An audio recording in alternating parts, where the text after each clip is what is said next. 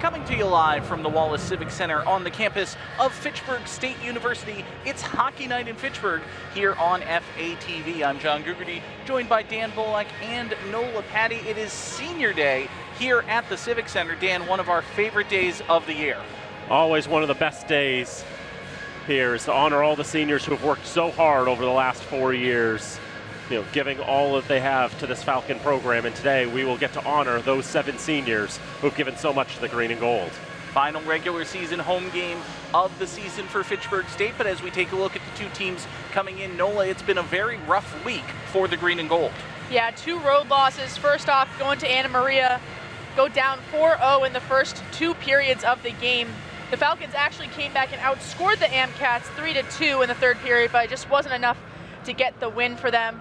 And then you go to North Adams, you face MCLA for the second time during the season, and you get 4 power play goals scored on you, and you don't win that game either. So down 0-2 last week, but on the bright side, the Falcons able to clinch that 2nd seed in the MASCAC playoffs coming up. Fitchburg State is indeed locked into the number 2 seed in the MASCAC. They've earned a first-round bye and will host a semifinal game here next Saturday. They come in with a record 17-7 overall on the season, 10-3 in conference play. But Dan, as we take a look at Westfield State, they come in with a record 8-3-2 in the MASCAC, and they are also pretty much locked into where they're going to be in the playoffs. Indeed, Westfield is going to be the number 3 seed.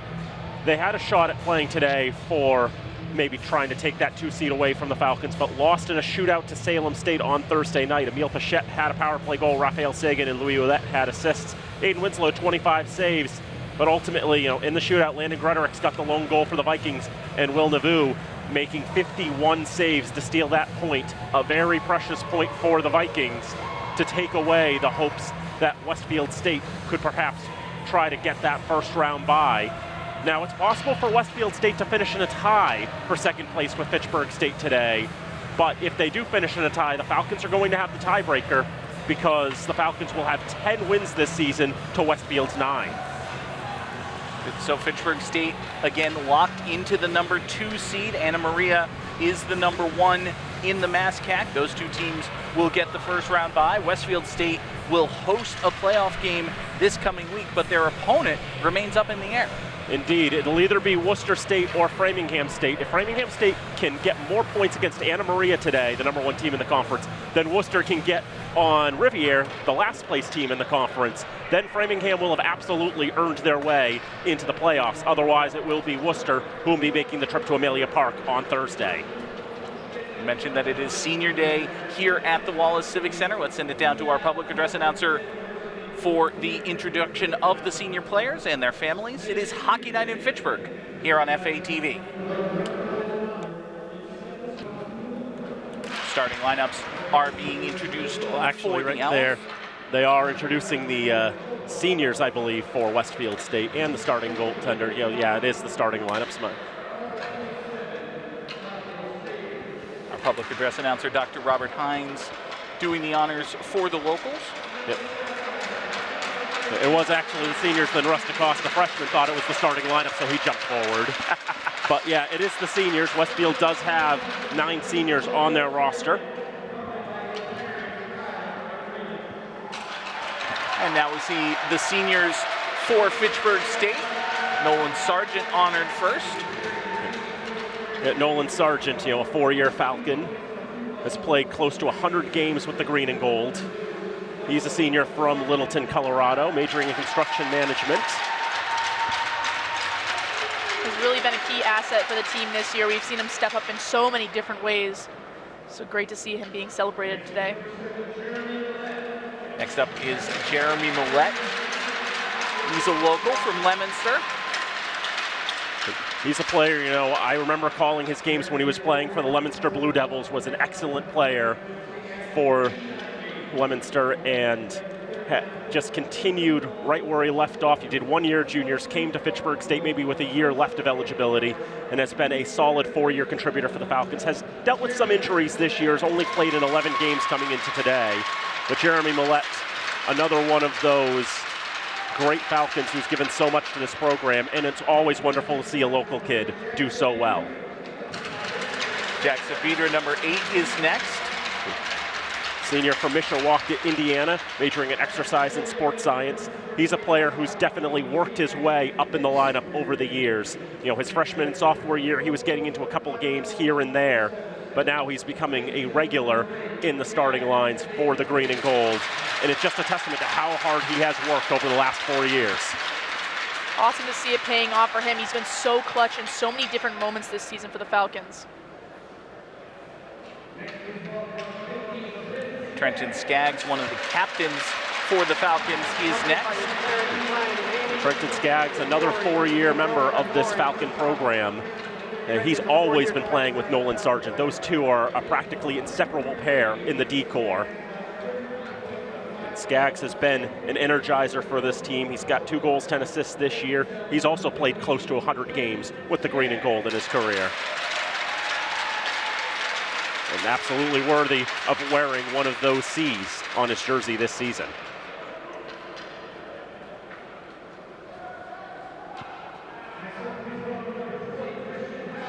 Next is Christian Hallbig, the grad student from Queenstown, Maryland. The very rare 5-year member of the Falcon program. Suffered an injury his junior year, only got to play 7 games. Was eligible for a red shirt, eligible to come back and play 1 more year for the green and gold. He's well over 100 career games and has a legitimate shot at reaching the all-time record for games played as a Falcon. And you can just say so much about the way he has contributed to this Falcons team in all 5 years that he has been here. Now a captain, leading this program, trying to go for that magical postseason run like they did last year. Declan Bronte from Melbourne, Australia is the next senior to be recognized. Bronte's had a 4-year collegiate career. He spent the last 2 seasons here in Fitchburg. You know, coming from Melbourne, Australia, growing up playing roller hockey. Very few ice hockey rinks in Australia to work with. You can see with him with his daughter, who's been at every game this year. And he's found a home here in Fitchburg and has played tremendously well. Listen to this round of applause for him. There were 2 very excited people in that photograph, and one was being held up, terrified. Just so awesome to see. You know, the Falcons always talk about family and how important that is. So for him to be able to bring his daughter and for her to see so many of these games, see her dad playing, as someone who has connections to the Falcons team, as with my dad being one of the coaches, it's something special. And the final senior is Max Macchione, part of the impressive goaltending unit for Fitchburg State. Yep. You know, I remember when he first came in, inheriting the 29 that Brian McGrath was wearing, and he stepped in beautifully into that role, and now even serving as a captain in his senior year, just like Brian did. You know, pictured there with his younger brother Marcus, got to play with his older brother Mike. This Macchione family, it's been so wonderful to see them contribute so much to this Falcon program. And it's been awesome to see how he has been able to work with Soderberg, the tandem of them working together, just feeding off each other's energy and the type of athletic goaltending that he brings. It's been awesome. All these seniors have contributed in so many different ways, and so special to be able to honor them with so many friends and family here. What I've always loved about the goalie room here is it's not just a competition, it's all collaboration. They are players all working together. You can see in the lobby the banners, the 7 different seniors being honored here today. We've honored our seniors. Now we will hear the starting lineups for both teams. Or at least we will introduce the starting lineups at least. For Westfield, Cooper Board will be one of those players. He's a senior from Glenelg in Illinois, computer science major. Emile Pachette, a junior from Saint Eustache, Quebec. He's a finance major. Joining them on that top line is Louis Ouellette, sophomore from Baie-Comeau, Quebec. William Chausset, he's a senior defenseman from La Prairie, Quebec. Westfield has a long history of getting players from Quebec. Raphael Sagan, another one of those from Saint-Lazare. And then in goal is a freshman today, Russ DeCoste, making his 3rd career appearance. He's a freshman from Enfield, Nova Scotia. Now the Falcons with their starting lineups. It'll be a little different positionally. because after all, you want to work in the seniors. So Nolan Sargent, senior defenseman from Littleton, Colorado.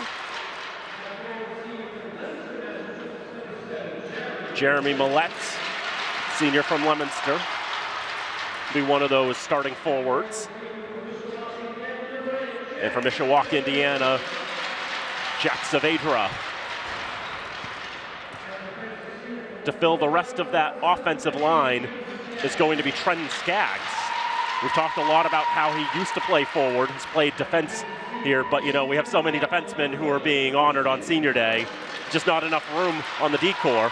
Christian Hallbig will join Nolan Sargent, at least for the first shift on defense.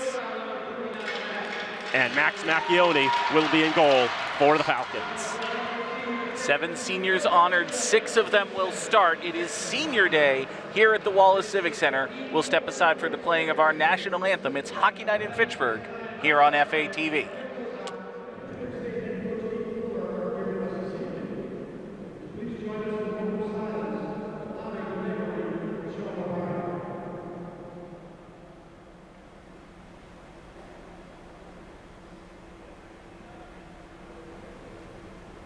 Thank you. Now, please remain standing for the playing of our national anthem.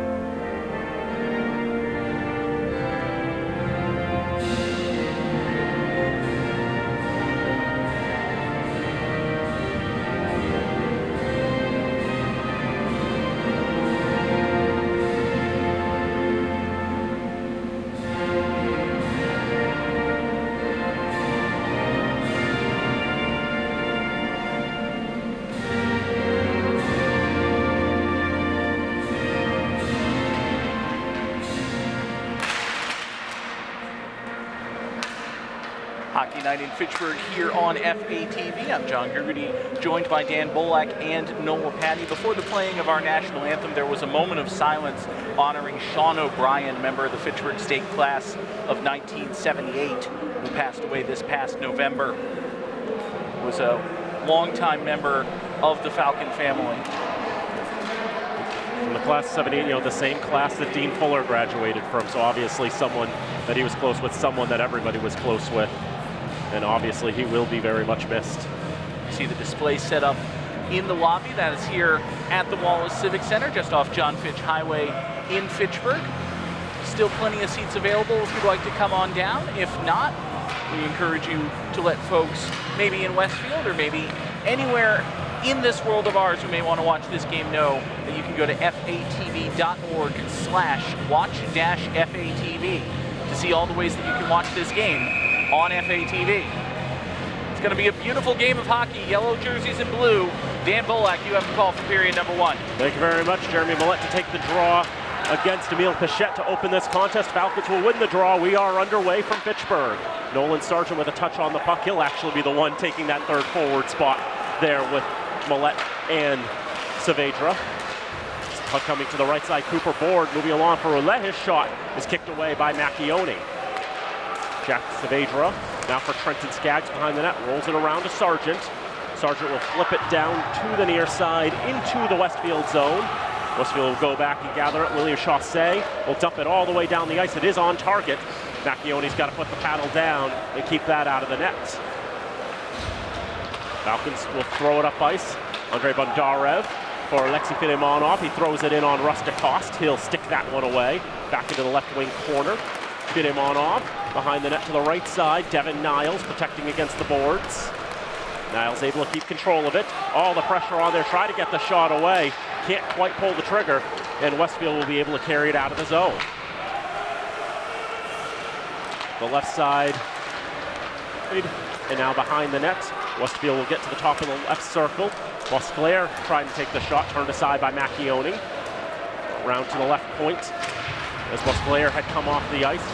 Emile Tremblay will come right back on the ice and keep it in the zone. Saw Tremblay desperately climbing over the boards. He saw that puck coming toward the blue line. He did everything he could to keep it in. That pass just out of the reach of Filimonov, doesn't get a touch on it. It'll go for icing, 1:32 gone in the first period. We were talking a little bit before the game, Nola, about how, I don't know what the hockey equivalent of a double reverse flea flicker is, but we probably won't see it in this game. Maybe not. I think just keeping it simple for the Falcons is going to be the key for them today. I think, coming off 2 road losses in rinks that are a little bit different than your home rink, you just want to stick to the basics here today and just do the small things, the little things well, and get the job done here against Westfield and focus on the playoffs. Tight ankle shot there by Battapaglia is going to be stopped by DeCoste. Kept his body pinned up against the post on the near side and draws the whistle. On Saturday they were down at Oregon Arena in Auburn. That's one of those cookie cutter state rinks, 185 feet long as opposed to the 200 you see here in Fitchburg. And then MCLA, the Foot Veterans Arena, also 185 feet long. Definitely changes the game up a little bit. Your spacing and your positioning gets thrown off, and I think that's what we saw a little bit there from the Falcons in those 2 games. And it doesn't sound like a lot, 185 feet compared to 200, but 15 feet is still 15 feet. That's almost 10% less of the playing surface just on the lengthwise. So it definitely affects the way you play the game. That space gets taken out of the neutral zones, in case you're wondering. So it means the transition play and how you go from one end of the ice to the other, it just changes so vastly. Because you've got teams that can congest up that neutral zone a lot. You have teams that can otherwise burst from one end to the other quite quickly. Falcons not onside as they gain the zone. Collins was just a little bit ahead.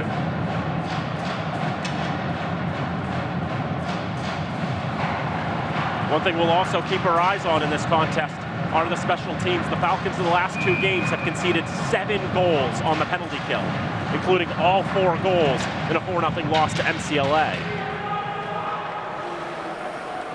Andre Bundarev back in his own end for Christian Halbig. Millette does get a touch there on the right side of the red line. Call in a row, trying to back in it. Millette gets a handle on that one. Now will be taken by Danny Finnegan around to the far side. Owls will move it up ice, try to hit that stretch. And there's a shot saved by Macchione off the stick of Nicholas Coppola. Ball in a row, can't keep it in the zone. He'll throw it right back in. Westfield's tagged up. One player harassing, perhaps, in Liam Krupinski. Bundarev gets the red line, flips it in on goal. DeCoste holds on to it, not being actively checked, so he has to play on, and so he will. A little over 3 minutes gone in the first period. No score, shots unofficially 2-1 in favor of Fitchburg State. Trying to make it up ice, Steven Sedivi-Blangino. He'll have some difficulties there, now pinned in the left side boards. Sedivi-Blangino battling with Nicholas Milhorn. Shot from a tight angle is offline from Alexander Beauvais. Milhorn for John Mantone. Mantone holds on the right side boards. He gets pinned in there. Around into left wing corner, Andrew Wallison. Backhand pass by Milhorn. And that'll be sent into the stands. And let's take a moment to thank our FATV underwriters. Fitchburg Access Television's remote productions are brought to you in part by Rollstone Bank and Trust, Acme Carpet One, All One Credit Union, the Sentinel and Enterprise, Minuteman Press, and Unitil. Our thanks to our underwriters who help make all of our remote productions possible. Draw one by the Owls. Niles takes it now. Left side shot. Deflects wide off the stick of Filimonov. Right wing corner. As Filimonov had to get around the official, couldn't get the pass where he wanted. Cooper Board takes out into the neutral zone. Devin Niles will dump it back in. Ty Battapaglia behind the net with a burst of speed. It's the right wing corner. Backhands it around the boards. Finds Niles, sweeps it on goal. DeCoste has to knock that away. Thrown to Filimonov, can't handle on the pass, gets it on the bounce. Now for Niles. Now Battaglia shoots, and DeCoste gets a good piece of that as it flies up in the air to the left wing corner. Back to the left point, Sargent's shot ends up going wide behind the net. Niles thinking of maybe trying to jam it away, goes for a tight backhand and shot from a very acute angle, and that's turned aside by DeCoste. Now Cooper Board on the right side, all by himself, gets a shot off, save made by Macchione. Niles again, Filimonov with the touch, walks off his stick. Falcons very close to having too many men. I think they'll get away with all of that. Westfield will try to carry it out of their own zone. 15:07 to go, first period, no score. William Chaussee up the left side, gets the shot glove save by Max Macchione. Fitchburg State did absolutely have 6 skaters on the ice at once, but the one who had just come off the bench representing skater number 6 stopped in his tracks when the puck came near him, as if to say, I don't want to touch that thing. I can't touch that thing yet. Meanwhile, we have a loose glove found its way into the Westfield net. Devin Niles is the barehanded offender. He goes to collect his rubbish. Won't count as a goal, but they put something in the net today. Falcons just having gotten shut out 2 nights ago against MCLA, looking to change their fortunes around. They'll just try to get themselves in the win column. I know both teams want to finish off this regular season with a win and set themselves up for when postseason play starts next week. And in that Anna Maria game, the Falcons started that comeback in that third period. Goals from Niles, Dunn, and Filimonov came pretty quickly. I want to say within 3-ish minutes of each other. So the hope, the momentum started building. It just wasn't enough. So today, getting on the board early and getting this train moving will be necessary for them. Here's Hunter Dunn, gets a shot off, gloved down by DeCoste. Another shot on the backhand, saved by DeCoste. Macchione tried to jam away, but DeCoste has that. And he'll cover for a draw. You know, those 3 goals did in fact come in the first 3 minutes of the third period, as the Falcons tried to overturn a 5-0 deficit after 2 periods. You know, last year against Anna Maria, they did overturn a 4-goal deficit, tie it up at 6 with 2 minutes to go, only to lose in the final minute of regulation. I remember watching that game and I was thinking, oh, is it happening again?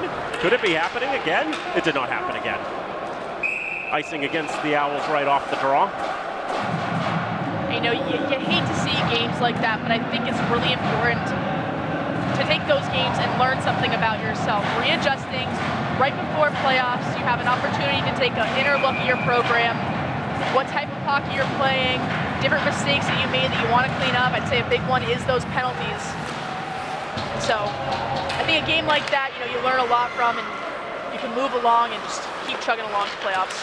The easiest way not to give up 4 power play goals is to not commit 4 penalties. Westfield, MCLA claimed a 4-for-4 efficiency on the power play, which is what we call in the business a lie. They were 4 for 6. The stats just didn't quite record things correctly for whatever reason.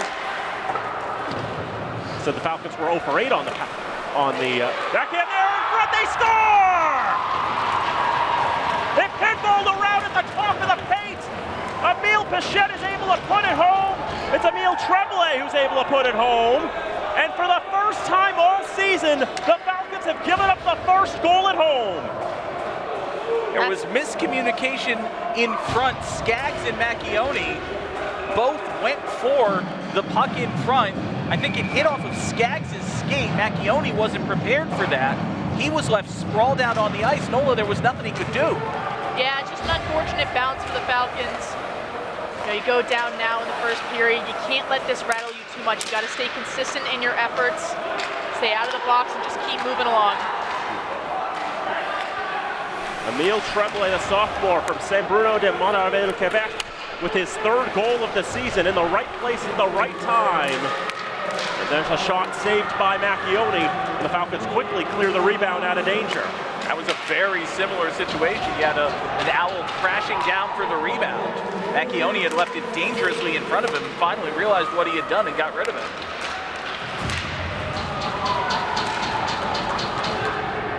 That goal by the Owls breaks a streak of 19 consecutive games in which the Falcons had scored the first goal at home. Emile Tremblay gets the goal from Jackson Gruber and Brett Williams. Ty Battaglia on the right side. Niles, tight angle shot, doesn't get that to go. Following on there is McKinney. Whiffs on the shot. Sticks it into the right wing corner. Stevie Blingino trying to move that along. Blingino will, in fact, bounce it off the boards in front of the Falcon bench. Battipaglia trying to push it in the zone. Knocked down by Raphael Sagan. Dumped down the ice. And will not go for icing. I think Westfield may have won the race anyway with Cooper Board. To the right wing corner.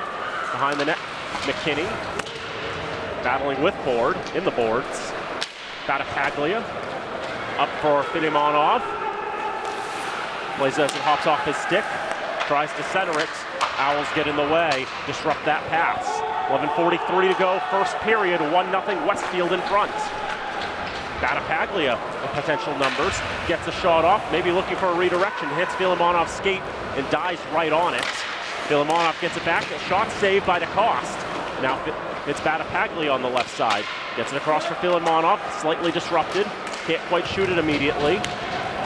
Shoved in the boards by Cannon Bonifay. Niles keeps a hold of it, toes the blue line, gets the shot off. It's turned aside by DeCoste. Falcons will change up the legs. There's Emile Pichette.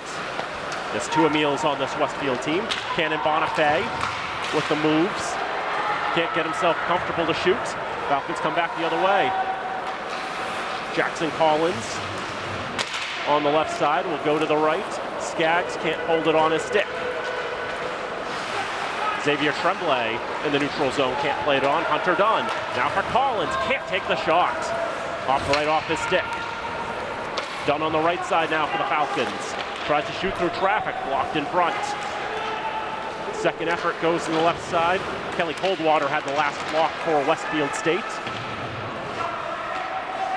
As it's done again. Macchione tries to get it to Collins. Colbig pinching up there, can't keep it in the zone. Down the ice it'll go. Andre Bandarev will have to retrieve. 10:17 to go, first period. 1-0 Westfield in front. Falcons holding behind their own net. Colbig. Get it along for Collins. Back behind the net. Bandarev can't handle that one. There's Gruber. They're on the left side for the Owls. Now Macchione. Sidibe Blingino blew a tire back there. Westfield comes back in transition.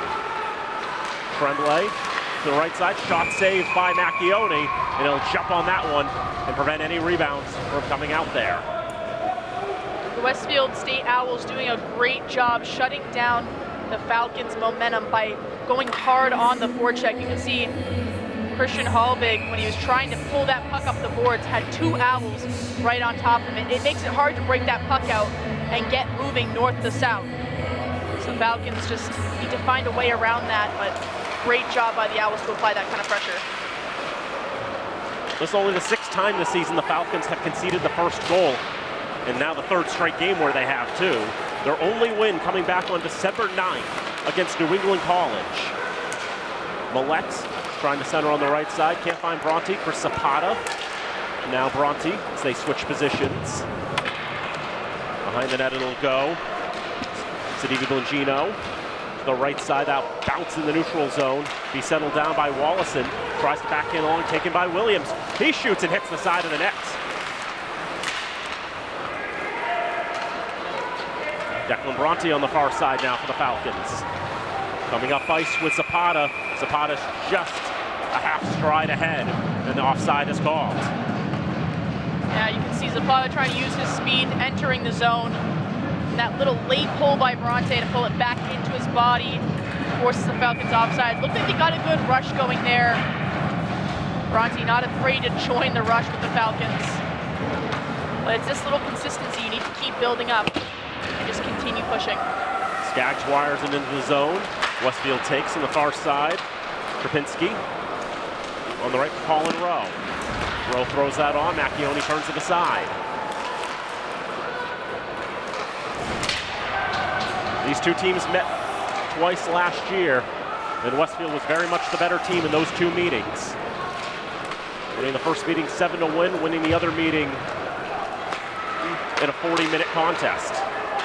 Mantone drops for Milhorn. Back for Mantone, it's behind him, but he'll be able to pick it up on the stride.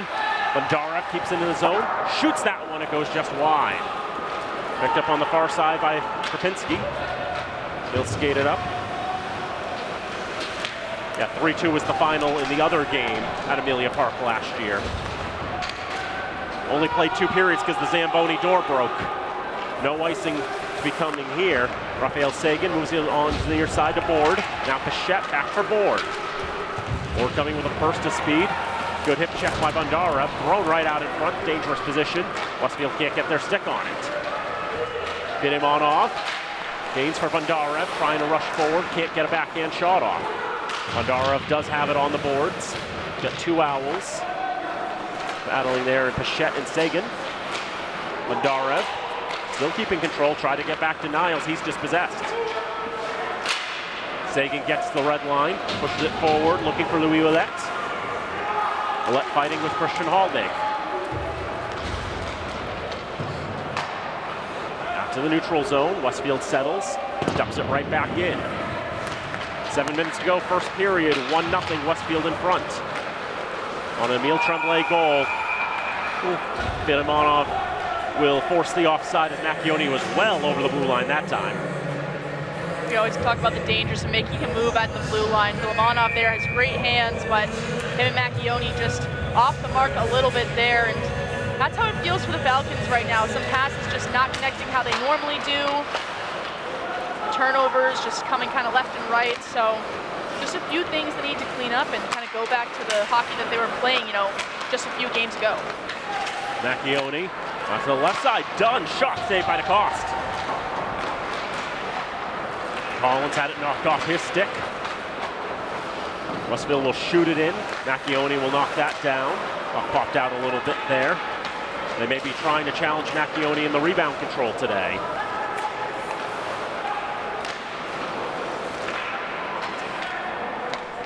Feels like that's something Westfield might be trying to do, is maybe trying to shoot it in, see how Macchioni can handle those, and try to jump on any potential rebounds. It's definitely a key part of that Anna Maria game, just the rebounds being given up left and right. So they definitely watch their film and they know where to shoot. But Macchioni conceded 5 goals last Saturday against Anna Maria before being lifted. And it was Soderberg who was in net for the game against MCLA. With senior day, and I think the rotation with the unsuccessful performances, is back to Macchioni today.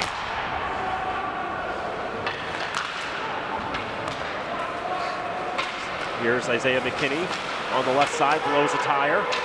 Gruber, left side, all the space and time, gets the shot off. Macchioni gets a piece.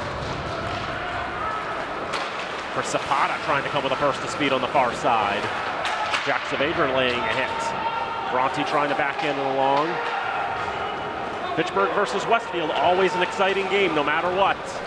As Raphael Sagan enters the zone. He gets the shot saved by Macchioni, does not hold the rebound. Williams on the left side. Can't hold on to it either. Now Declan Bronte making another rush. Will drop off here. Shot glove save by DeCoste. If I had one word, Nola, to describe the Falcons' play in this first period, I think it would be disjointed. You can see, obviously, the talent there. This is one of the best teams in the MASCAC, defending conference champions. And you see it in fits and starts. But over the first 15 minutes of play, the consistency just hasn't been there. Yeah, I would agree, and it seems like it could be a little bit of nerves. You've lost 2 games on the road, you come home, now you're facing the Westfield State Owls. It's senior day, there's a lot on the line here. You're not fighting for a seed spot in the MASCAC tournament, but it still means something. Last game of the regular season, and definitely I agree with you on that word choice there. They've been a bit discombobulated.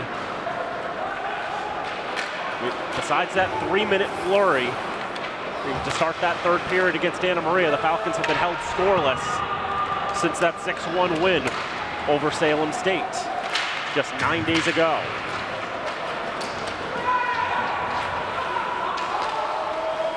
Nicholas Coppola, top of the left circle. His shot goes off a Falcon leg to the right side. Now to the point. Falcons able to get a stick on it to get it out of the zone. Westfield wires it back in. Max Macchione settles behind the net for Trenton Skaggs. Nolan Sargent throwing it up ice. Filemonov trying to fight for every inch of positioning on the far side. Battapaglia, the tight angle. Devin Niles tries to jam it in from tight range. That doesn't go. A second opportunity. Doesn't go either. Skaggs keeps it in with the foot. Second effort from Ouellette, pushing it out. Here's Board now on the right side. Board tries to settle in the right circle, throws it across, off a skate, onto the stick of Ty Battapaglia. Battapaglia gains the zone, tries to leave it. Coming up behind was Filemonov. He didn't quite get there quickly enough. Falcons can't keep that in. A 2-on-1 back the other way, but disrupted as the pass from Pichette was not able to find its mark. Great work on the defensive side by Declan Bronte to break that one up. Come all the way back around to the near side boards. Picked up by Pichette. He tries to throw it in front. Thinking about a wraparound there was Bonifay, but body's in the way. Wouldn't let him get a clear path. Pichette in the left corner. 2:33 to go here in the first period. 1-0 to Fitchburg. 1-0 to Westfield. I wish it was 1-0 to Fitchburg. That's how it's been every other game here at the Civic Center this season. Rare admission of bias from the FATP commentators. We're totally biased. But the goal is to sound like we're not. Here's Declan Bronte for Marcus Macchione. The second misspeak in as many minutes. Push down the ice, and it will be icing against Westfield. 2:04 to go in the first. 1-0 Westfield.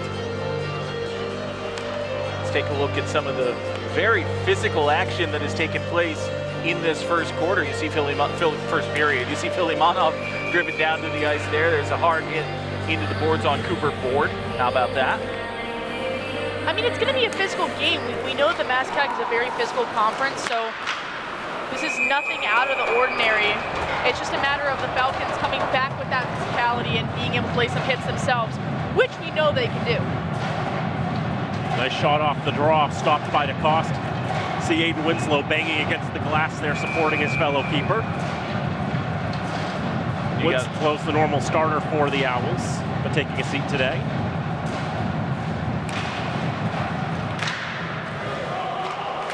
Falcons get the draw as Marcus Macchione on the left side, trying to push it out as Williams. Didn't do so. Shot will be deflected into the netting out of play off the stick of Bondarev. I think a big thing for the Falcons too, as you can see, they're not winning these battles along the boards, right? It's a 50-50 puck along the boards, and the Falcons just aren't coming up with possession there. Good on Bondarev just to take a shot there, try to get the puck on net, but again, deflected up into the netting.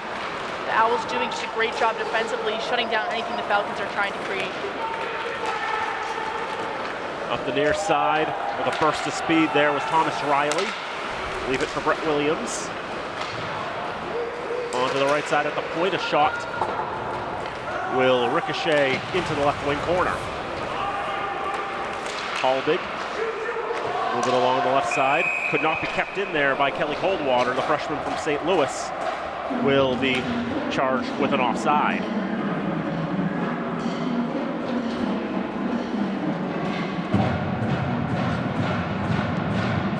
This freshman line has been simply outstanding all season long.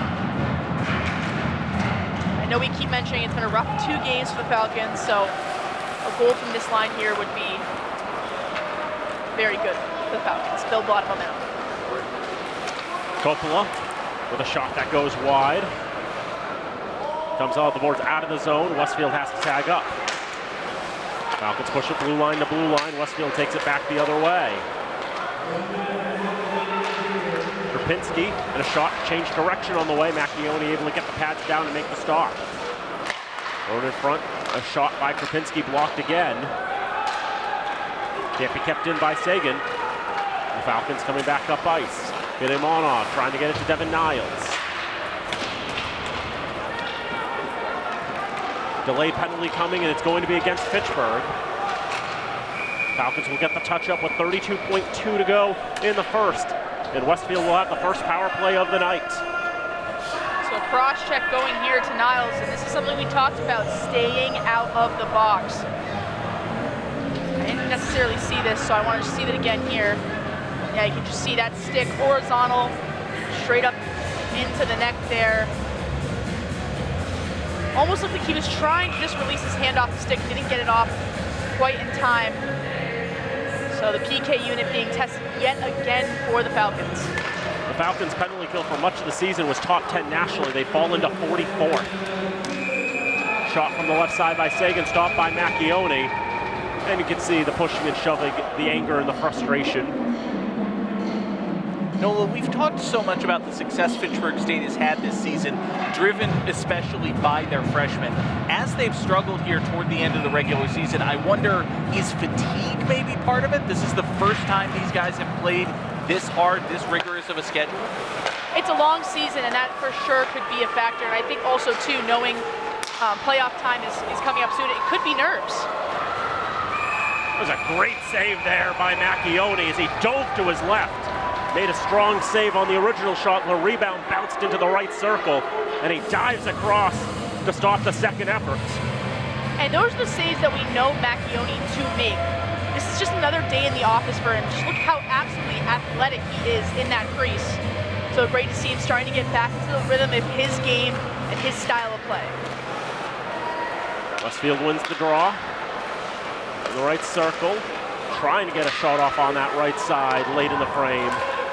Westfield throws out for one more chance. Sagan with the shot, save, rebound! Will not be put home before the buzzer sounds. Desperate defending in the final moments of the first period. Macchione standing on his head between the pipes to keep it at 1-0.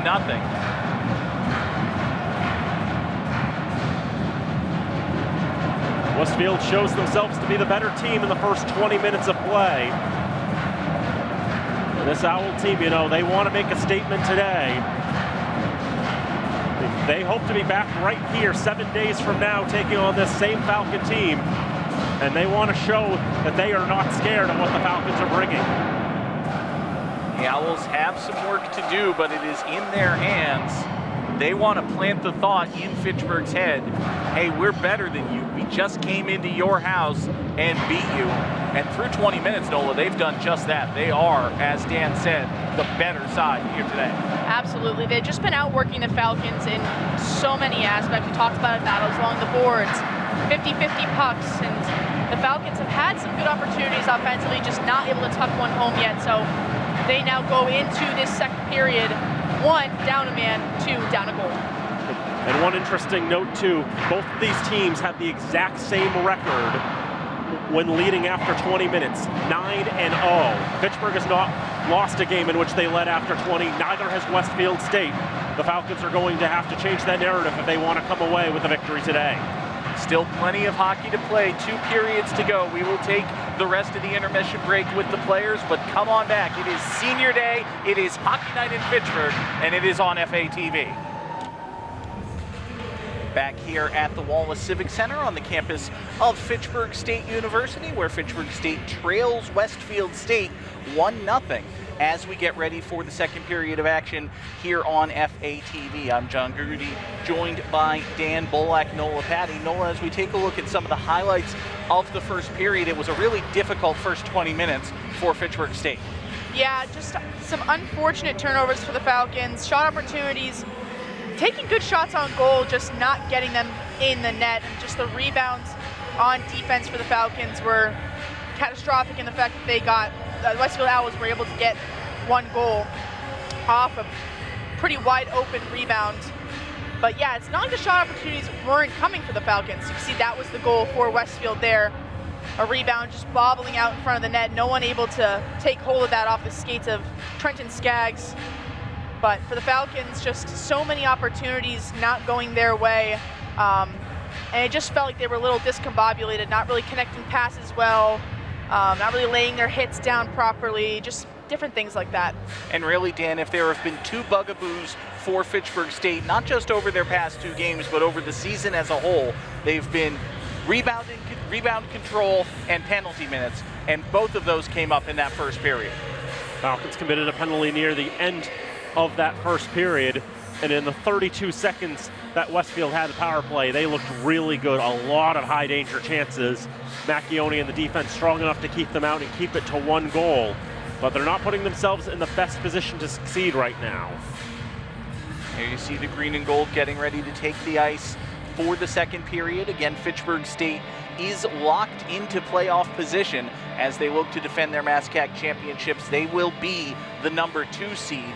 The Owls of Westfield will be the number 3.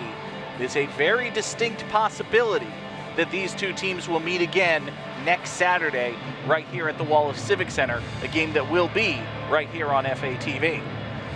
And you know, if that is the case, this game is crucial for momentum. I know we keep saying that word over and over and over again, but it's true. If this team comes back here and plays them on Saturday, this game means so much more than we really think it does. It's not only for the players, but it's for the coaches, it's for the audience, for the whole feel of the Civic Center. When playoff hockey comes around, the Falcons, you know, they really lock in and they take it with their playoff hockey with pride, but it always starts in this last regular season game, and that builds you going in and moving forward. Absolutely. You can say that it is a new season. You can say that the regular season doesn't matter when you're in the playoffs. And on a certain level, that's correct. On another level, I can't imagine it would be possible for Fitchburg State to not remember that Westfield State came here just a week ago and beat them. Absolutely. Shots in that first period were 14-9 in favor of Westfield State. They are a team that generate a lot of shots, 37 a game. And we just saw how strong their forechecking was in that first 20 minutes, how much pressure they were putting on the Falcons no matter where they were on the ice.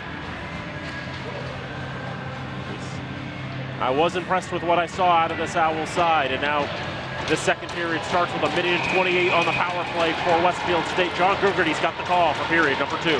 Kevin Niles remains in the penalty box as we begin our second stanza. Westfield State leads 1-0. Teams have changed end. Owls going left to right now, wearing their, let's call it Carolina blue jerseys. Gaining the zone is Cooper Board. Into the left wing corner, back behind the Falcon net. Board wanted to get it forward to Ouellette. It's poked loose and out of the zone into neutral ice. Gathered there and sent back toward Raphael Sagan. Plays it ahead to Louis Ouellette. Ouellette to the red line. Dumps it into the Falcon end. 50 seconds left on the man advantage for the Owls. Around to the near corner for Board. He's menaced by Trenton Skaggs. Skaggs manages to poke the puck loose, and it's cleared out of the zone by Jackson Collins. Go down the other end of the ice. Hunter Dunn gives chase for Fitchburg. About 30 seconds left now on the man advantage for Westfield as they change lines. One more chance for them as they want to extend this lead. Make it a 2-goal advantage. They have 20 seconds of 5-on-4 to do so. Gains the zone, take a shot, goes wide. Comes back to the near side for Sidibe Blengino. He plays it forward. Now back behind the Falcon net. Shot from the point, takes a deflection, goes wide. And turnaround shot by Sidibe Blengino, just wide of the net. Back to even strength now are the Falcons, but still in danger as Westfield State presses the advantage deep in their end. Played along the near boards, but kept in at the blue line by Finnegan. He takes a shot. Caught out of midair by Macchione, and we get a whistle. 18:22 to play here, second period. Okay, good. You killed off that penalty. Let's try to stay out of the box now and not test that special teams unit out too much. So that, again, that's good. You want to kill the penalty off. Now you have momentum swinging your way. You just got to get one and then start from there. Puck dumped in from center ice. Chased by Krupinski. He's dispossessed. It comes to Battapaglia. Battapaglia with Niles to his right, goes to the left for Filimonov. Alexei Filimonov couldn't gain the handle, now regathers. Back to Battapaglia, now Filimonov. Filimonov goes to the ice, Battapaglia gives chase behind the Westfield net. Out to the blue line for Skaggs, shot takes a deflection. Couldn't tell if it hit an Owl or a Falcon, but there were definitely feathers flying. Back behind the Westfield end. Filimonov goes down to the ice. You saw an appeal for a penalty far away from the play by Sargent, but his was the only hand that went up. And last I checked, Dan, players can't call their own penalties at this level. Not really. And you asked, was that last shot blocked by a Falcon or an Owl? The answer was yes. Loose puck on the near right corner. It's in the skates of Tremblay, but he didn't know it. Now out to the blue line. Shot takes a deflection, kicked away by Macchioni. Into the far corner for Bonifay. Back from the face-off circle, shot steered away once again by Macchioni. Another shot, this one is blocked. That by Battipaglia. Macchioni turns another away, easy for me to say. Sargent will dump it out of the zone. Flipped right back in the other way, very nearly into the bench, but he manages to stay on the playing service. Skating it into the zone is Riley. He takes a shot, and Macchioni is equal to the task. He hangs on and will get another whistle. 3:10 gone in this period. Already 5 shots on goal for Westfield State. You see right there, that's the alleged trip to Filimonov. Filimonov went down to the ice. That looked like a trip to me. Guy sticks out his stick, Filimonov trips over it. Counts as tripping in my book, but I don't really have any say either. So Falcons win the face-off, try a cross-ice pass, but it's batted out of the air by Ford. Here's puck in the near side. Left wing corner now, 4 birds flying for it. Poke back in there.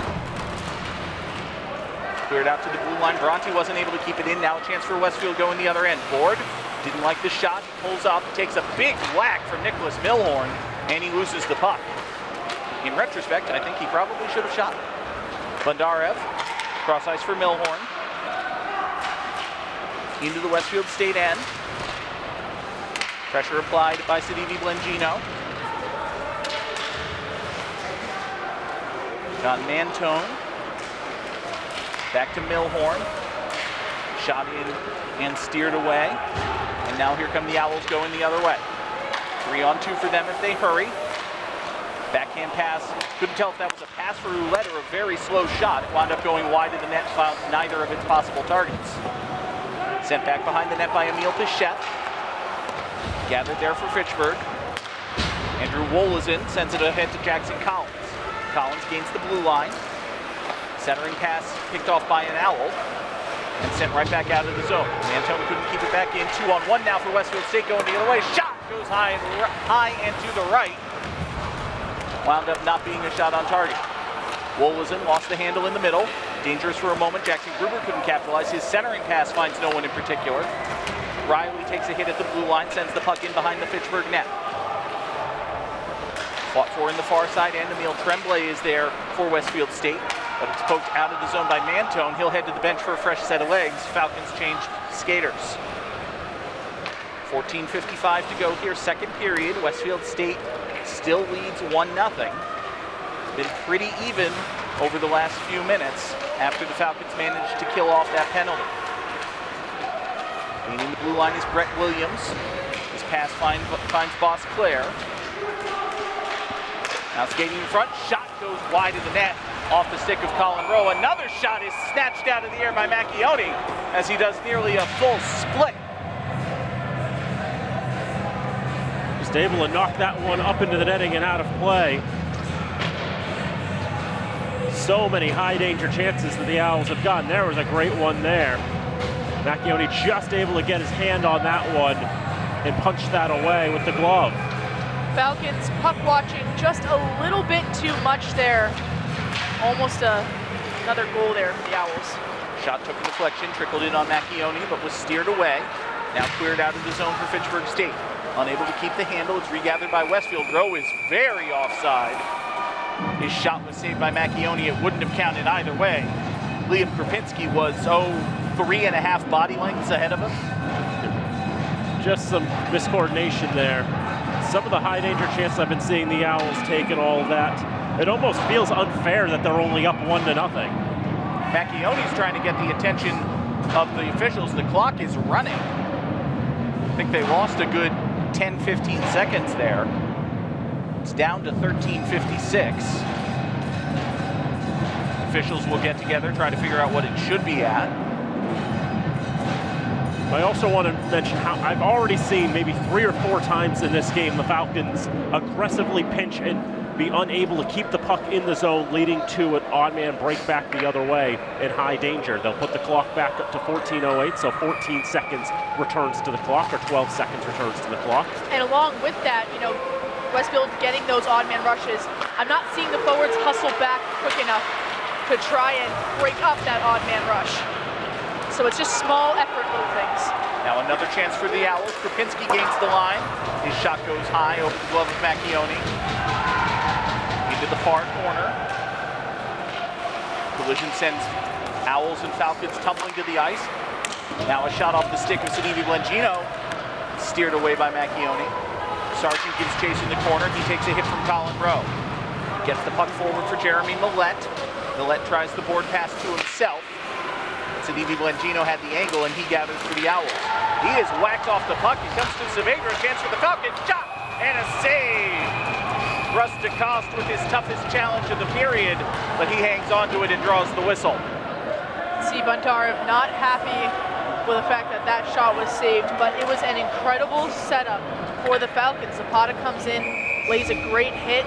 It's a one-touch pass out to Bondarev, who has a clear shot on goal. That's what the Falcons need. They need to keep chipping away at these opportunities, and it will stick one of these times. Just takes one to tie this game. Falcons need to keep pressing those opportunities if they want to draw themselves level. Puck grabbed and neutralized by Westfield State, sent deep into the Falcon end, no icing there. It's gathered for Fitchburg State. Poked off the puck right in front of the net. The shot is steered away by Macchione. Now a chance for Fitchburg going the other end. This is Devin Niles. Looks behind him, doesn't like it, and will take it back behind the Westfield end. Reverses direction, backhand centering pass is picked off by the Owls. It'll be skated out by Bonifay. Cross for Tremblay, centering pass is deflected wide by Macchione. That would have been dangerous if it had found its intended target. Dumped into the zone by Battipaglia. Comes around the near side boards for Sargent. His cross-ice pass finds Skaggs, and Falcons will reset to it again. Skaggs dumps into the zone. Fitchburg State needs to change up. Battipaglia is very upset as he heads to the bench, gives a whack to the boards for good measure. Loose puck in the near corner. Steered out of the zone by Fitchburg State. Filimonov to the red line, now the blue. Plays it ahead for Alexander Beauvais. Filimonov back to Sargent. Lost the handle momentarily. He flicks it in, but it's picked out of the air by Westfield State. Now they come back the other way. This is Ouellette. Centering pass, shot deflected wide. Don't know if it wasn't an accurate shot or if it took a last-minute deflection. That was another very good chance for Westfield State. Dumped into the zone by Fitchburg. No one there to pick it up, however. Owls will regather. 11 and a half minutes to go here in period number 2. Gaining the zone is Cooper Board. His centering pass finds John Mantone, which is a problem for him. Mantone's on the other team. Shot from distance from Tremblay is caught by Macchione, but no pressure applied, so he can't get the whistle. He drops it off behind him. Played out of the zone by Bondarev. Takes a deflection from Mantone and goes in on goal. The cost is there to send it around the far side. All the way out to center ice it goes, and right back into the zone it goes. Giving chase to Sidivi Blengino. Sidivi Blengino resets. Now a long cross-ice pass finds the stick of Gruber, but he couldn't handle it. Goes into the Fitchburg end. Macchione came out of net to play it. Gruber loses the handle on the boards. Now a chance for Fitchburg if they hurry. Jackson Collins. Back to Marcus Macchione, who dumped it in. Now Collins and Macchione giving chase. This is Collins. His centering pass finds Hunter Dunn. He shoots. And a save is made by DeCoste. I mean, yet again, a good opportunity. Collins able to get his stick free, make that little pass to Dunn, and a great shot by Dunn. Just another great save in net for the Owls. Macchione getting in there, little tap on the glove. Surprised he didn't get an extra push or shove for that one. Saw him get into it with an Owl earlier for something very similar. Now he gives chase as the puck's in the left wing corner. Cleared out of the zone by Westfield State. Kupla had it momentarily, couldn't keep the handle. Comes to Jackson Collins. He tried to find Macchione, but was unable to do so. Hunter Dunn gathers momentarily, but it's poked into the Fitchburg end. Andrew Wolison gives chase as we reach the halfway point of this second period. Neither team able to find the net thus far. It remains very even now that we've been back to even strength. No team really sustaining any real momentum. Gunn from the slot. Tried to find Macchione. Pass took a deflection, went into the corner. Comes back around the other side, back to Gunn. From the face-off circle now. Wanted to pass, it got deflected. Tries to send it back behind the net, but instead it goes out of the zone. There will be no icing here, as it is chased down by Declan Bronte. Bronte takes a moment to catch his breath, get the Falcons in position. Now he's just stalling. And he gives it to Jeremy Millette. Millette's long pass took a deflection, so no icing as it gets into the Westfield end. Back to him now in the left wing corner. This is Jeremy Millette, one of the seniors honored here on Senior Day, final game of the regular season for Fitchburg State. Behind the Falcon net, played by Macchione. Set up there for Declan Bronte. Bronte to Sargent, back to Bronte. Fake to the give to Saavedra, but Bronte will go to Sargent. Sargent, long cross-ice pass. He wanted to find Zapata, but it was a little high off his chest. Winds up going behind the net. Backhand centering pass is blocked. After the point, shot took a deflection, never got in on net. Zapata couldn't handle it. Comes back out to Bondarev. He can't keep it in, and it goes down the other end. Fitchburg State seizing maybe a little bit of the momentum now. This is Christian Halbig. Halbig, another one of those seniors being honored today. Actually, a grad student is Halbig. 5 years he's been with Fitchburg State. Halbig at the blue line. Goes back behind the net. Now for Filimonov. He loses the handle with a little bit of help from Finnegan. Filimonov and Finnegan going back and forth for it. It squirts back behind the net. Pursued by Niles. Cleared out by Ouellette. Now Westfield State has a chance to go 2-on-2, but Emile Pichette couldn't keep his skates out from under him. He went to the ice, and it's a chance for Fitchburg State going the other end. Out to the blue line, unable to keep it in was Christian Halbig, so Fitchburg State will take a moment to regather themselves. Halbig dumps it in. Falcons change at least one skater, maybe a couple. Fought for in the left wing corner now, goes behind the Westfield end. Centering pass is deflected dangerously so. Rarely, I think, do you want to deflect a centering pass in front of your own goal, but it worked out for the Owls as they're able to clear the zone. Bondarev sends it in. Fitchburg will get a full and proper line change now, which gives Westfield a chance to gain the offensive zone. Board leaves it for Williams. Couldn't get the shot off. Williams and Board get tangled up, and they lose the puck. Williams still fighting for it in there. Poked free, and it comes to Sargent. Under 7 minutes to go now, second period. I don't feel like anyone other than me has said a word on this broadcast for the last hour and a half. Into the far edge. I made Noel laugh. That's something. You're doing great. On the near side board, Sargent from the blue line. Wanted to find Collins, couldn't handle it. It goes back behind the Westfield end. And the Owls are able to clear. Regathered at the blue line, at the red line rather, by Skaggs.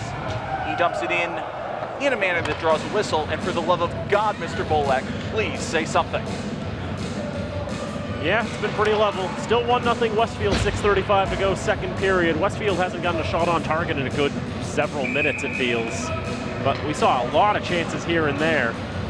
Falcons really struggling with handling their passes. How many times have we seen it pop off the sticks? I'm not exaggerating. That was a lot of open-ended back-and-forth hockey, right? Oh, yes. Okay. 6.5 minutes to go here, second period. Puck chased down by Thomas Riley. He leaves it back behind him for his teammate. Skated up, tried to find Williams. A little bit too long for him, and it goes for icing. And after, 2.5 hours without a whistle, we get one in 20 seconds. That's hockey. By the way, it was 3 minutes and 56 seconds if the live stats are to be believed that we went without a whistle. It was more than that. Faceoff will come in the Westfield end. So we see the drum corps trying to pep up the crowd and the players. I gotta say, I love those. We saw them in football season. We've seen them here in hockey season. I love that. It's great energy. Jackson Collins leaves it for Hunter Dunn. Centering pass for Macchione. couldn't get it on net. Now a lot of pushing and shoving after the puck is covered up. Macchione goes to the ice. He's been involved in a couple of these scraps. Nola, you mentioned a little bit of surprise that Westfield State didn't deliver a shot to him earlier. I think they may have gone too far here. Yeah, definitely gave him an extra couple there, but Dunn already in the mix of that scrum there. Macchione kind of being that second man in. They'll definitely going to go ahead and call him for that one. So matching penalties and, you know, just our favorite thing in the world again, 4-on-4 hockey. See, it's a loose puck battled for there. It's well covered up. Dunn is the one who throws the first shove, but Macchione delivered a shove. We've all heard the old Bible saying, "Let he who is without sin cast the first Macchione."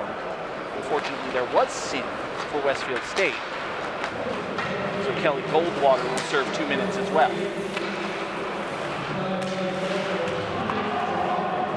Our 4-on-4. 5:40 to play here in the second period.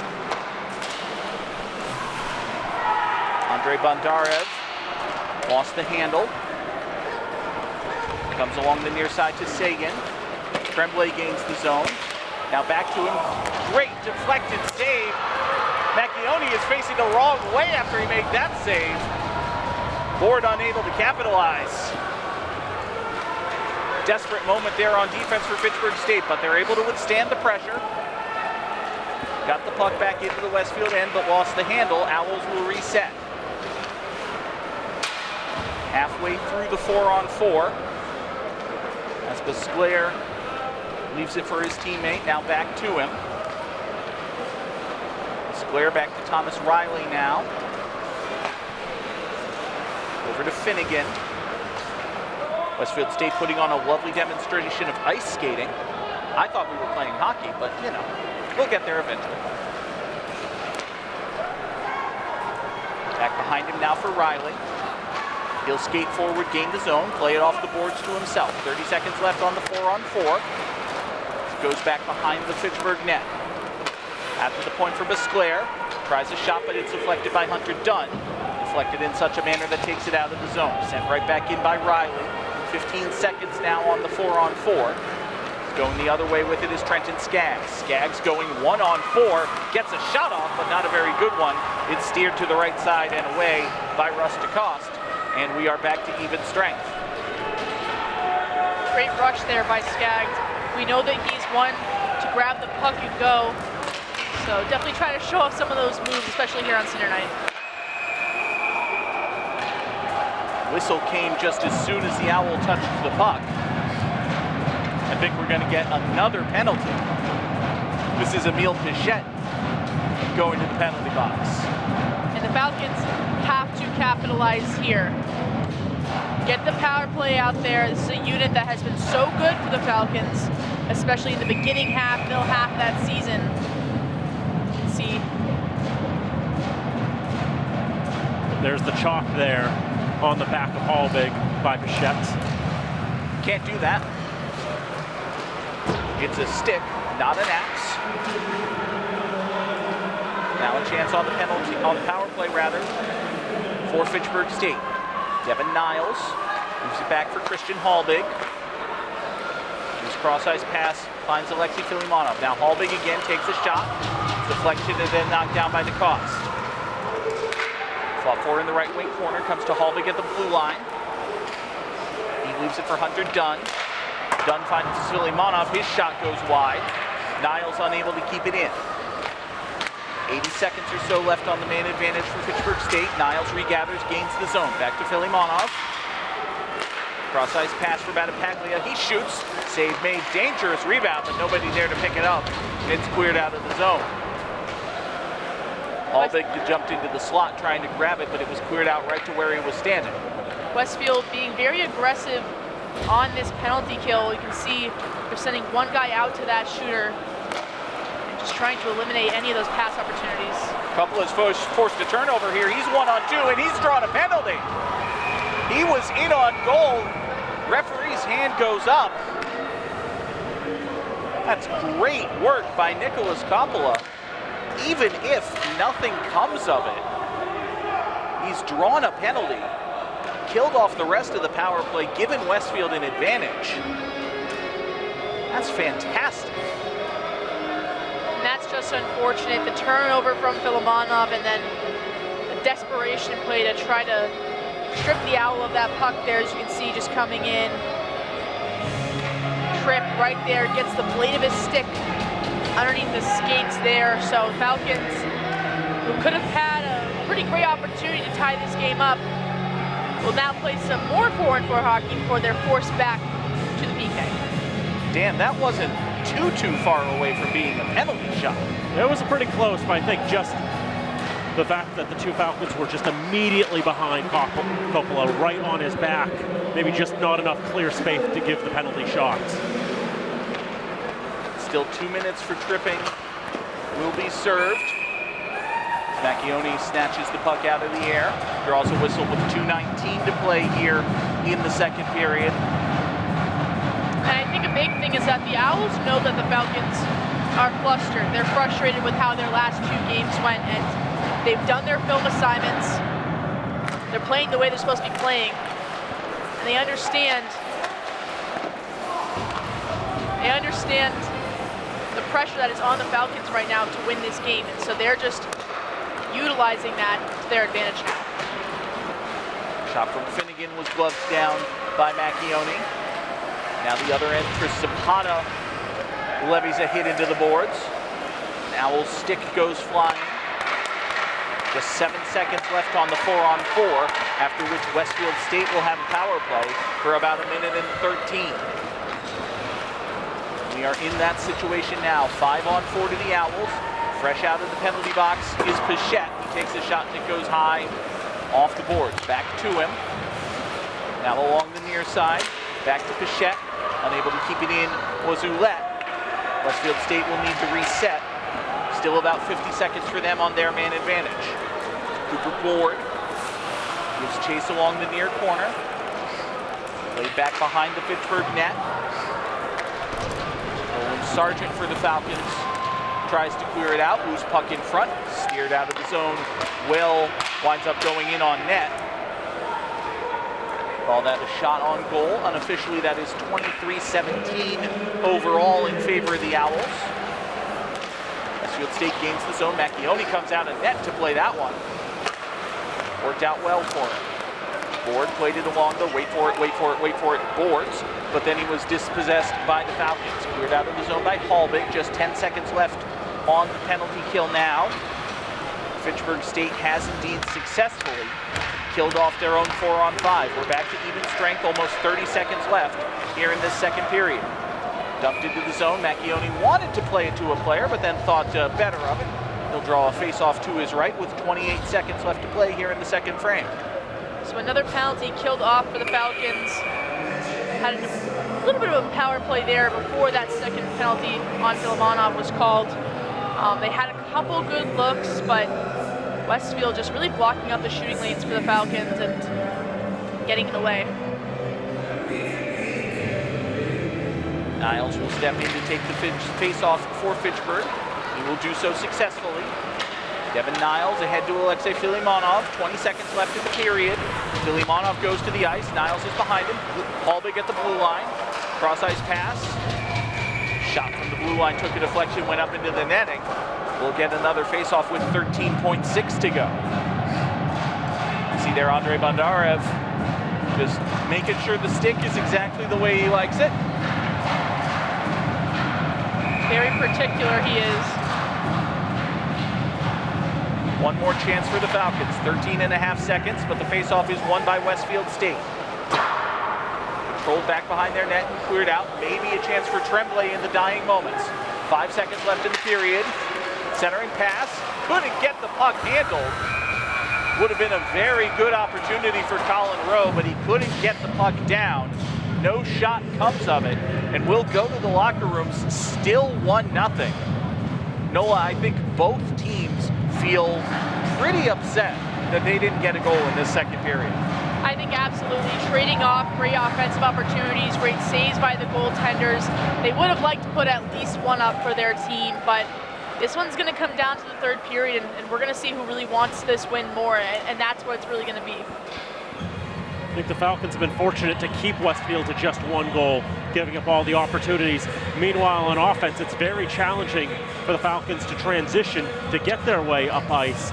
And when they are getting into the offensive zone, they're not really taking the first shot. They are fearful that Westfield will block the shot, so they're trying to make the extra pass here and there, and the passing has not been sharp enough to really justify that strategy. I think they have to start taking more shots, just trying to get more rubber on Rusticost, and just hope, eventually some of those shots are going to get through, and with the number of bodies that Westfield is putting in through front, if those shots do get through, there's a chance DeCoste might not be able to see it until it's too late. You know what, that goes back to something we talked about in the opening moments of this second period, where Fitchburg State needs to get more opportunities on goal. They've just adjusted the official shot total. It's only 16 shots on goal for Fitchburg State through the first 40 minutes. It feels like they're starting to resort back to their bad habits of that Anna Maria, that MCLA game, where they're scared to play the hockey they've been playing all season long. They've been known to make great moves, to drive the puck towards the net and be so fearless in their endeavors. And it just feels like they're resorting back to kind of that frustration that they felt in those two road games. 20 minutes left for Fitchburg State to find a goal to equalize, maybe even two to take a lead. On Senior Day, the final game of the regular season, it's Hockey Night in Fitchburg. Come on back for the third period here on FATV. Back here at the Wallace Civic Center on the campus of Fitchburg State University. Fitchburg State trails Westfield 1-0 as we get ready for the third and final period of regulation here on Senior Day, the final game of the regular season. It's been a tight game. Westfield State, I think it's fair to say, looked much the better side in the first period, but in the second period, was a bit of a different story. Teams were pretty evenly matched. No, it was a better 20 minutes for Fitchburg State, but not one in which they were able to tie this game. I think they're getting better at doing those little things, the puck battles, the hits. They're getting more physical in their game, and I think that that's a good thing.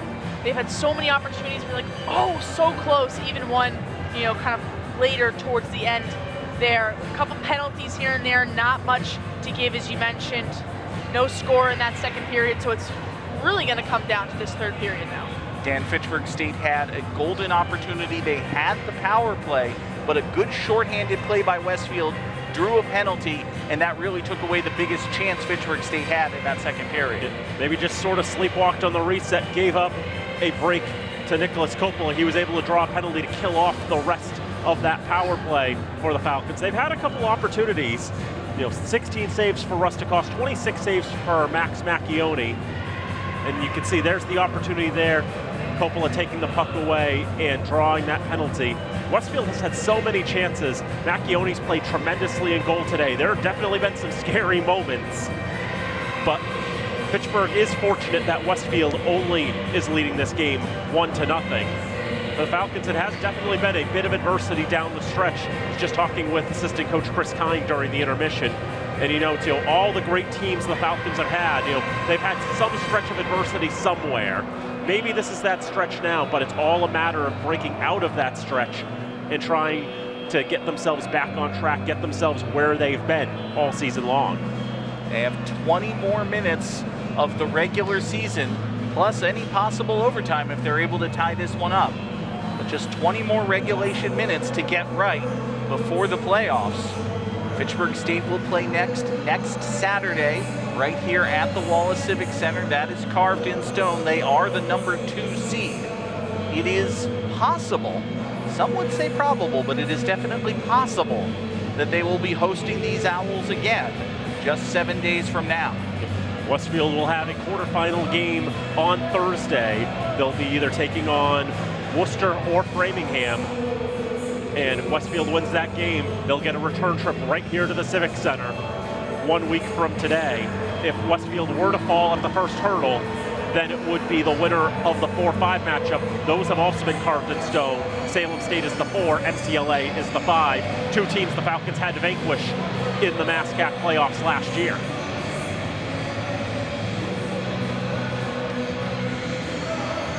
The Owls taking the ice, wearing their Carolina blue jerseys with white trim. Fitchburg State in the gold with green. It's not too often that you see two light colors facing off against each other. Light colors where neither team is predominantly in white. But it's a very pretty matchup. It's a very pretty game. Hockey just in general. I think like the best jerseys to me are baseball jerseys. Like the absolutely best baseball jerseys are my favorite jerseys. But on a sport-to-sport level, for consistent quality of visual presentation, you can't beat ice hockey, in my opinion. Yep. I love this matchup. I love the looks. The Falcons would do well if they had a fifth player on the ice, which they'll get right as the draw comes.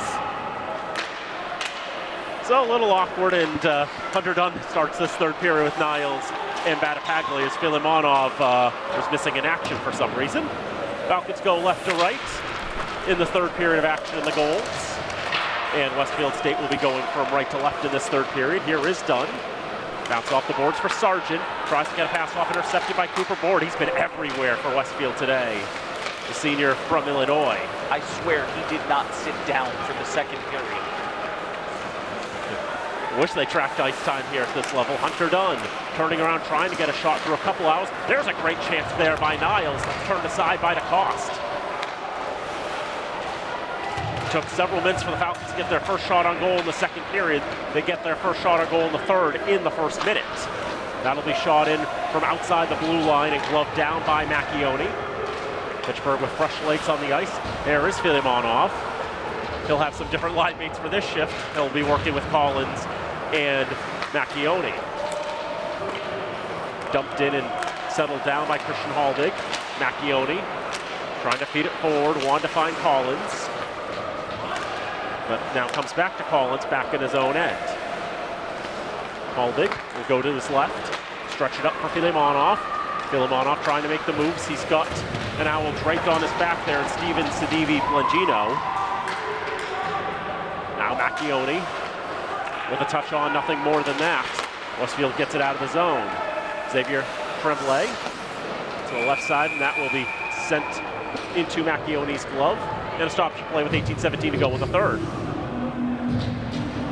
So again, pretty evenly matched in these first few minutes. You can see that drop pass has been utilized a few times for the Owls. Just creating more space and getting yourself a better shooting lane. Shot right off the draw, scores! Brett Williams through some traffic.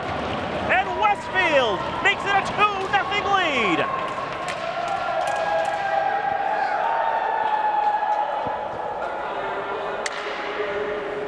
Westfield able to capitalize there. Just a tough break for the Falcons yet again. Macchione's been making some incredible saves in net, but unable to grab that one. Right off the draw, Williams threw a lot of bodies and finds its way past Macchione. It's the 8th goal of the season for the senior from Easton, Mass. And I will say, there was a few goals just like that in that Anna Maria game, right off the draw, bodies kind of blocking some vision there. So a little bit of deja vu for the Falcons here. Yep, you're absolutely right. And now they're all flooding back into my head. Shot from the right side, gloved by Macchione. Let's thank our FATV underwriters. Fitchburg Access Television's remote productions are brought to you in part by Westfield Bank and Trust, Acme Carpet One, All One Credit Union, the Sentinel and Enterprise, Minuteman Press, and Unitil. Another attempt off the draw gets blocked in front. Falcons playing off the boards out of the zone. William Chaussee forward with a touch on. Now from the far side, Filimonov off the boards. Alexander Beauvais trying to guide it down with the glove, dump it in the zone. DeCoste settles it with the stick. Moves around behind him, but Beauvais is able to pick it back up. Now for Nicholas Milhorn. Krupinski is able to take it away. Now on the right side, tight angle shot goes behind the net from Coppola, and we've got a whistle here.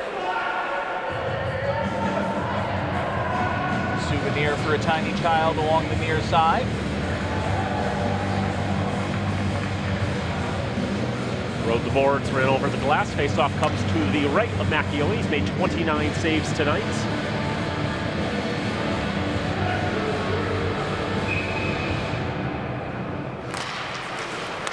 Battle for and won by the Owls. To the right side, Sagan. Backhand that one, it'll go off the glass behind the net. The left wing corner, nobody knows who wants to play. It should be Skaggs, should be Milhorn. Eventually comes to Milhorn. Will fortuitously Colin Rowe not pressuring either of them. Krupinski tries to get an active stick in there to steal that away. Be enough to knock the Falcons off axis for a little bit. Now Milhorn will take it in on the left side. He centers in front. Can't find a Falcon cutting the goal in Manto.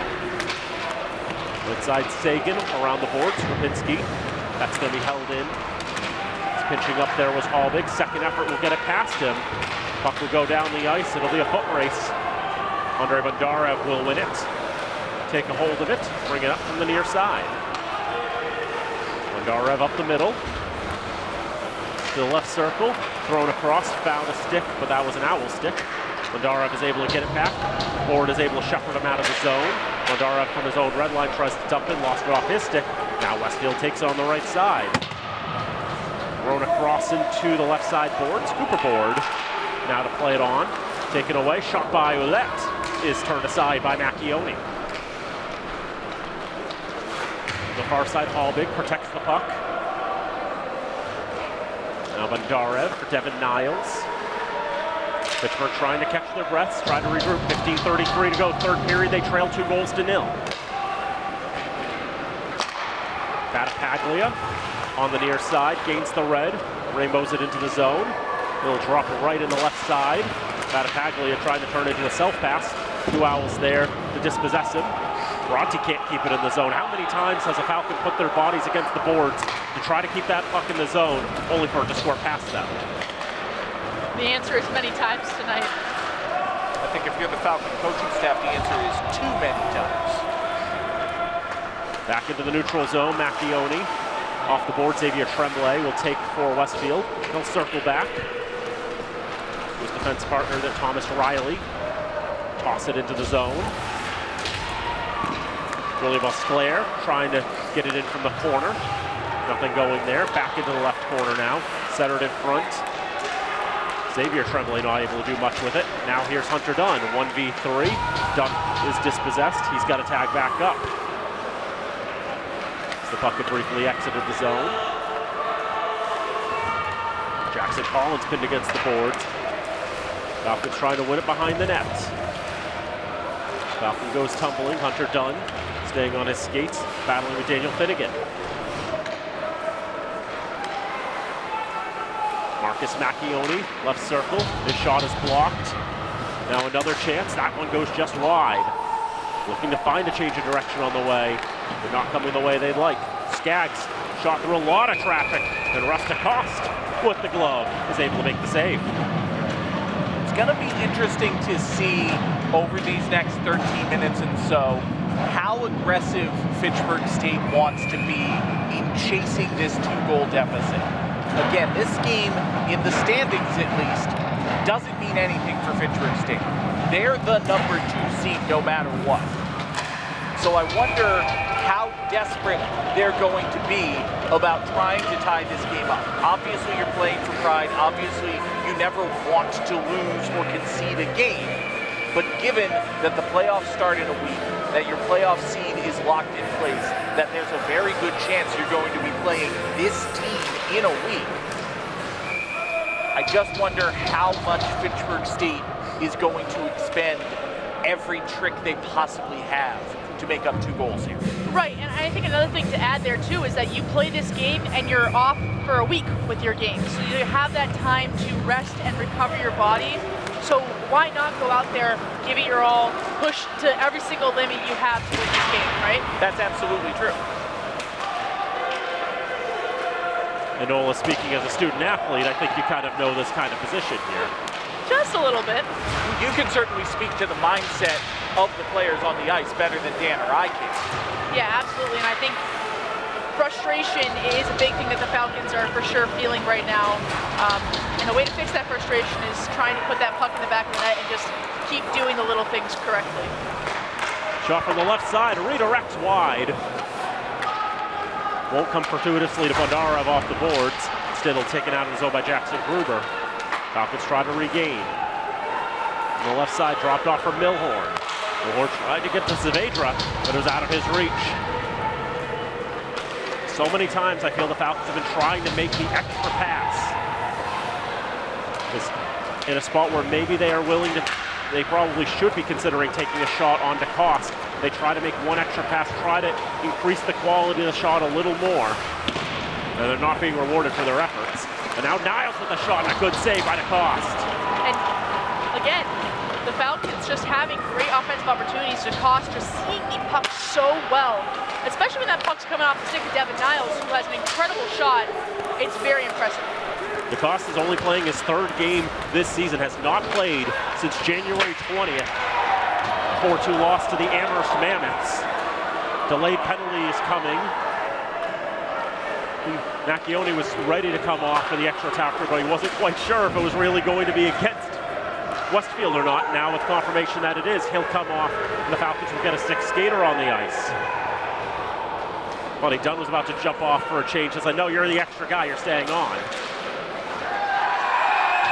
And now we have a penalty away from the play. If Dylan Monoff is incensed, I guess we'll have 4-on-4 then. And this is simply coming down to a discipline thing. You have a delayed penalty, you're about to go in the power play, and you throw a cross-check in there. And I think it's harsh to say, but the Falcons' youth starting to show their youth a little bit, especially these down stretches of games. You know, it's a penalty you do not need to take there. You're right in front of the official. The smarter choice there would have been to just leave him alone, let Westfield touch the puck, go in the power play, score a goal, get yourself back in this game. And it's unfortunately just not what's happening with the Falcons. And it's Ty Battipaglia, one of the freshmen who is going to the penalty box. Battipaglia, second on the team in penalty minutes. He's already served 40 minutes this season. Here, that hit up high to Niles. Officials immediately going to call that one. So good call with the officials on that one, and then again that cross-check from Battipaglia going to be called as well. Yep. Minor contact to the head against Westfield, cross-check against Fitchburg, Colin Rowe, and Ty Battipaglia will sit for 2 minutes each. They'll play 4-on-4 in the interim. Raphael Sagan will hold behind his own net. Trying to push it up, ends up being a self-pass that even he has trouble handling. Needs further reinforcements to take control of that puck. Chaussee on the near side for Board. Board up ice. Lost the handle on it, but back to Chaussee. He'll go to the right, wire it, saved by Macchione, huge rebound. But Jackson Collins will be the first to arrive. He'll feed it forward. Tight angle shot turned aside by DeCoste. Back to Hunter Dunn. Brenton Skaggs will step here and switch with him. Shakes off the hit from Board. Skaggs holding, right circle. Trying to settle it on his stick, try to get a shot away. Westfield with active positioning will dispossess. That's poor Owls just collapsing right in on him in the slot. I think the better option there would be to pass the puck around and just try to get a different look on Cage. And now, you know, the Westfield Owls able to hold a little bit more possession back behind the net, get a change going, get their guys running now. They're protecting a 2-0 lead, 10:25 to go in the third period. 35 seconds to go on the 4-on-4. Falcons get a poke away. Here's Milhorn. Milhorn tries to get it back from Macchione. But there you see Julie Bosclair able to get his stick in there, knock that puck away. The right side, Bondarev not able to chase that puck till it exits the zone. Falcons will tag back up again. 15 seconds to go on the 4-on-4. Milhorn for Bondarev. Up the right side, tries to swing it across. Ends up self-passing, keeps it going. Now Marcus Macchione protects against the boards. 3 seconds to go on the 4-on-4. Bondarev finds a shooting lane, finally gets the shot off. It's wide to the left. We're back to full strength, 5 aside. So we're in the back half of this third period. Christian Haldig, the far side. Long shift for Marcus Macchione. If he keeps it going, he's just trying to find somewhere to go. Got a shot. It deflects onto DeCoste. He's able to make the save. Going back into the slot and taken by Westfield. They'll get it to the red line, and Cannon Bonifay will dump it into the zone. The far side, Fitchburg trying to work in transition. The pass too strong. Taken on the far side and dumped back in, deflected on the way, icing Boyd. Westfield forces a mistake, a 2-on-1. Bonifay will try to go around the net to the left side. Chaussee shot a high riser over everything. Sagan now behind the net, a touch there from Emile Pichette. Now Chaussee, right point, shot gloved by Macchione, saw it all the way, no rebound.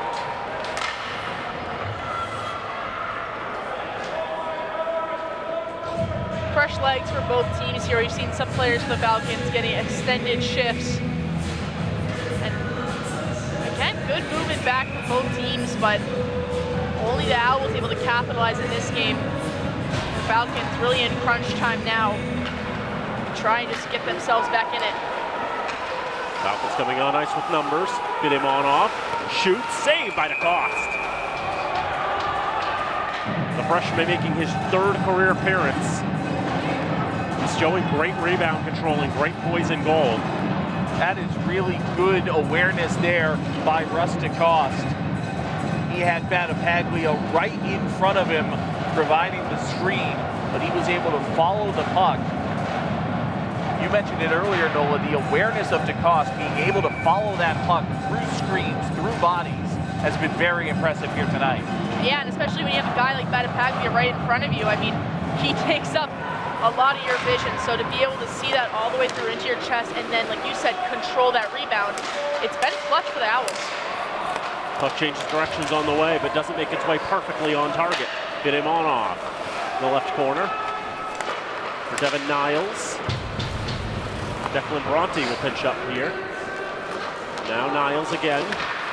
Turn around and threw it through the slot. Comes back to Bronte. Try to move it along. Strong positioning by Jackson Gruber will knock that away. Comes to the far side. Westfield tries to float it out of the zone. They'll be successful in doing that. Haldig for Battipaglia. Good pass, but through the legs of Filimonov. He didn't really see it coming. Filimonov getting it back, tries to get to Niles. He loses his footing. It's a 3-on-2 now for Westfield. They'll come up methodically and illegally. Offside is going to be the call. I think another important point, too, is that the Owls have done an incredible job shutting down this freshman line who has been seemingly unstoppable all season long. They've just been pressuring them so hard. And you know, those 50-50 pucks that normally Devin Niles is going to be the first 2, he has pressure coming onto him that he hasn't had in previous games this season. So it's rattling them a little bit. And they've just done a great job of really shutting them down. And you go back to that game back on January 29th when these two teams played at Amelia Park.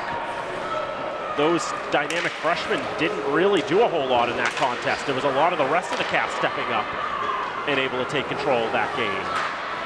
Falcons won that previous meeting 4-1. Westfield didn't get a goal until there was about 3 minutes left in the game. Icing called against Westfield State. 33 saves for Max Macchione, 24 saves for Russ DeCoste.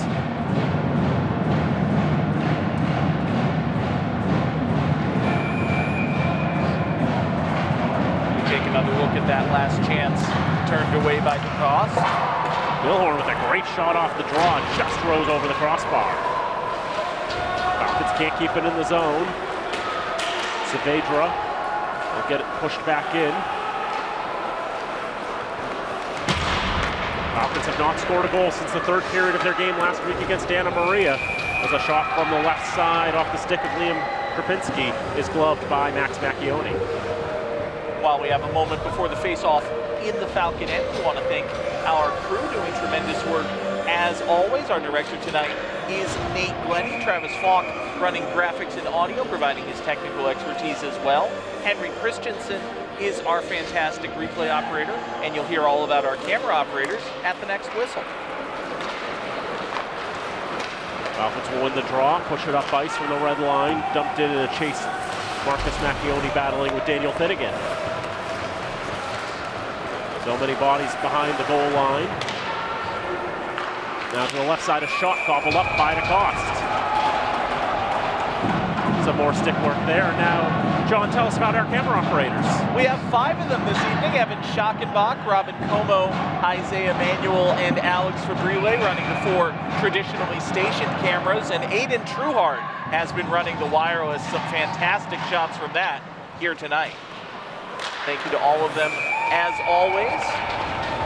We are always thankful at FATV for the work that our staff, the volunteers, the students, everyone who contributes to FATV puts in their very best effort to every game. There you see one of those shots from that wireless camera. Aiden Trueheart again running that for us here tonight. That's coming to you from the lobby here at the Wallace Civic Center. But we really are thankful to be part of this fantastic crew here on FATV. Icing against Westfield on that. The race was quite close. Westfield felt that they had won it. Player positioning does matter a little bit, so even if a Westfield player is a little ahead, that puck was closer to the left and the Falcon was on the left, in which case they could call the icing still on the grounds that that Falcon had a better chance of winning that puck.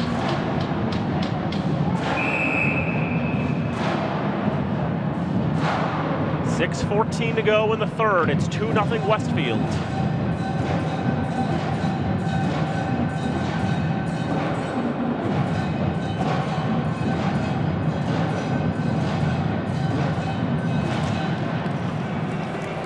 Held us all in suspense for a moment, or just let the drum line play.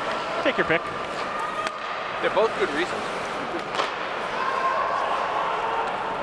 Another stretch pass. This will be far more obviously icing. Albig that time was a skate stride ahead of Cooper Board.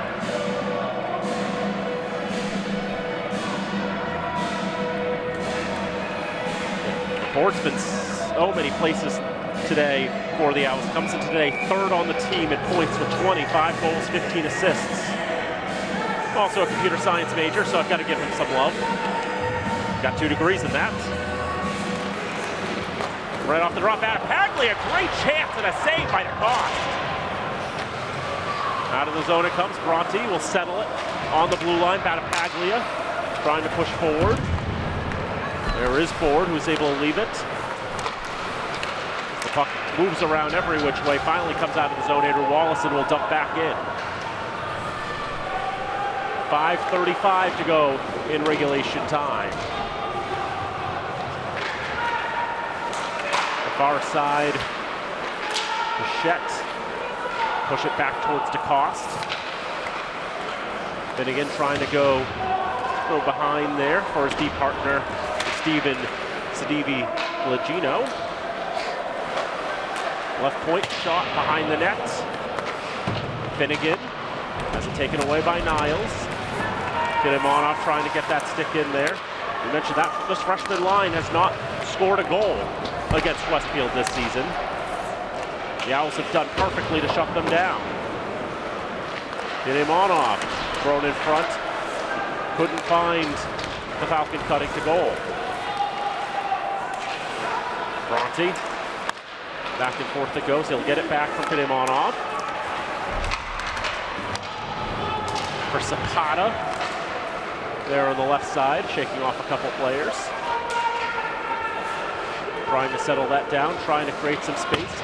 Through the slot, nobody was there for it. And Westfield will arc it out of the zone.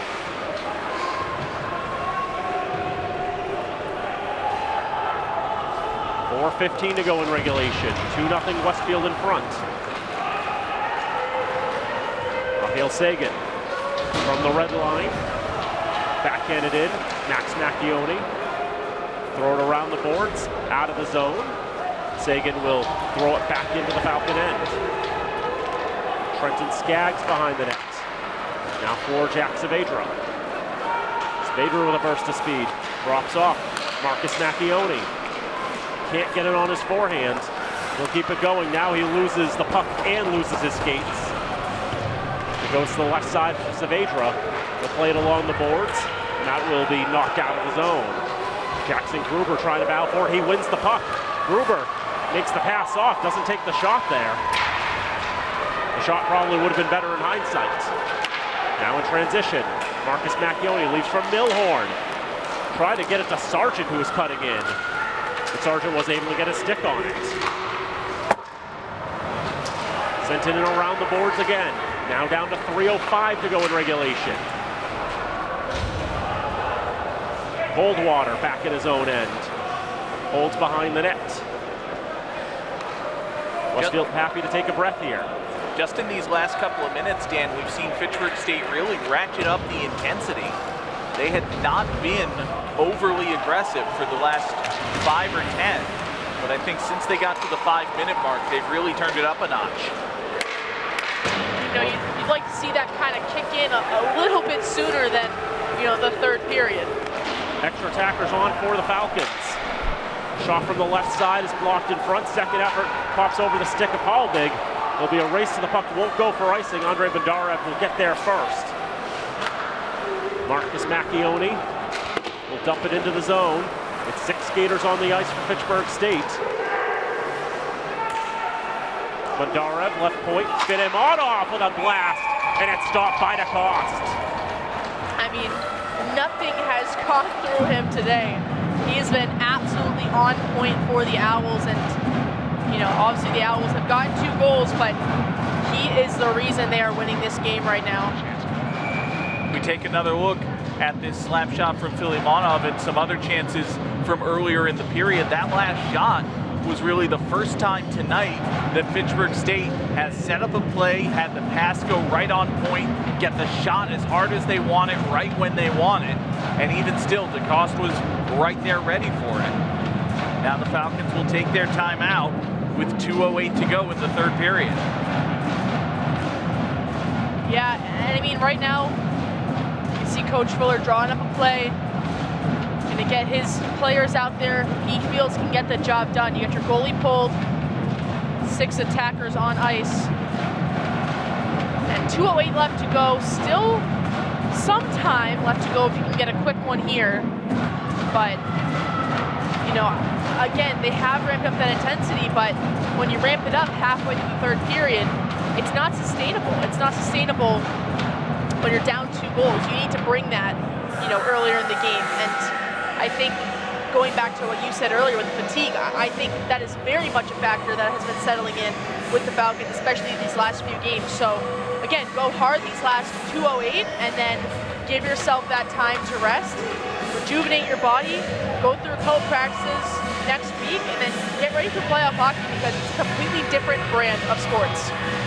This is where the success Fitchburg State had earlier in the season really helps them out. If there is fatigue with those freshman skaters, with those young untested legs, having the extra day off, having the bye, being able to go a full week without playing at full strength, that can help them get some of that energy back. The fire alarm's going off, and icing is called. That's probably bad. No one seems to be moving too far right now. I think that's a first for us here, isn't it, Dan? It's a second for me in my 16 years of broadcasting, but first time I've ever seen it happen here. So we'll need to figure out what we're going to do here. I don't see any flames. That's always a good sign. Of course, there is the matter of the horrible noise, but, you know. I think the three of us are perhaps the best situated to deal with that because we've got noise-canceling headphones on. Yeah. I don't think we can quickly distribute those to every participant and every spectator, and there is always the non-zero chance that there's an actual life-threatening emergency and we should be running for our lives. But that does not seem to be the vibe. Looks like the lobby is pretty well lobby's empty. clearing out pretty fast. Don't know what they're going to do with these players who have sharp blades that do not mix well with concrete on their feet.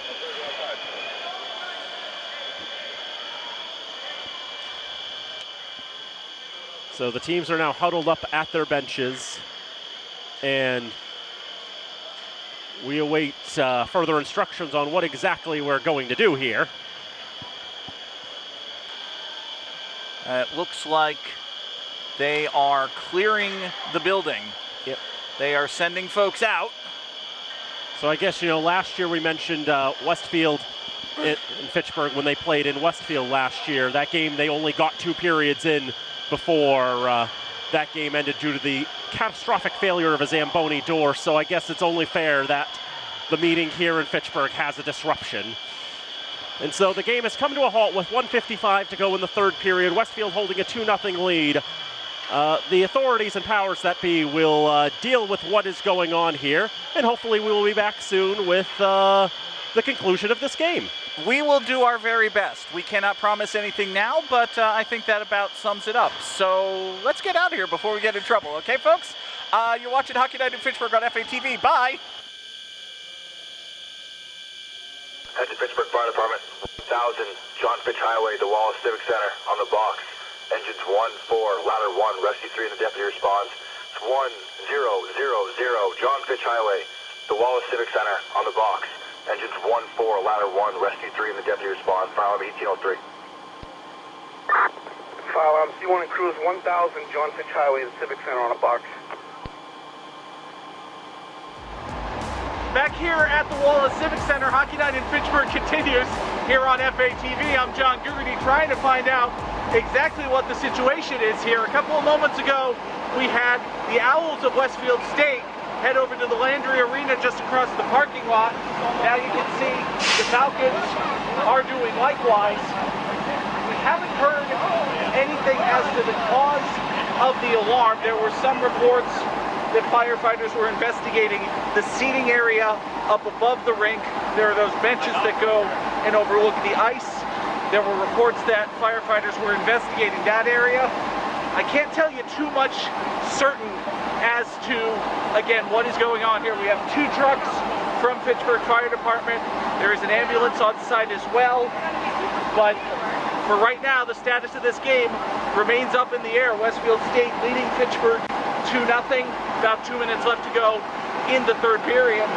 Obviously, the greater concern, the status of the attendees who were watching this game, the status of the players. We've seen all of the players come out. We don't know anything as of yet, but we will keep you updated. It's Hockey Night in Fitchburg here on FATV.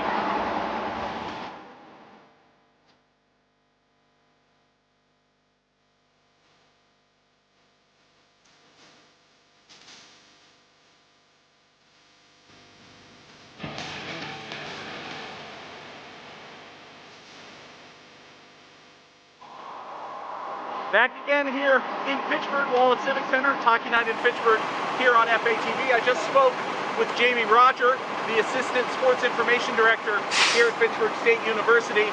He's told me the cause of the issue is a leak in the ammonia line feeding the chiller that serves the ice shaver.